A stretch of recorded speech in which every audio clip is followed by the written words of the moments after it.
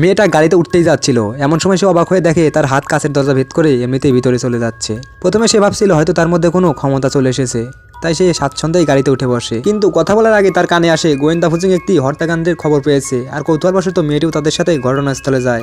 আর সেখানে গিয়ে সে অবাক হয়ে যায়, কারণ খুন হওয়া ব্যক্তিটি আর কেউ নয়, সে নিজেই। মৃতদেহটি গাছের সাথে হেলান দিয়ে বসানো, আর পরনে ছিল উস্কানিমূলক পোশাক, আর মুখটাও ছিল ফ্যাকাশে। আর সৌভাগ্যক্রমে আত্মার মতো অবস্থায় মেয়েটি কোনো আঘাত পাচ্ছিল না। পরে লোকটি মুখোশ খুলে পরীক্ষা করে জানালেন মৃতদেহটি অন্ততপক্ষে 3-4 দিন আগে মারা গেছে। আর তার শরীরে ছিল বিভিন্ন ক্ষত, আর হাতে খোদাই করা ছিল এক রহস্যময় কিছু সংখ্যা। আর মৃতদেহের পাশে ছিল টেনে আনার চিহ্ন।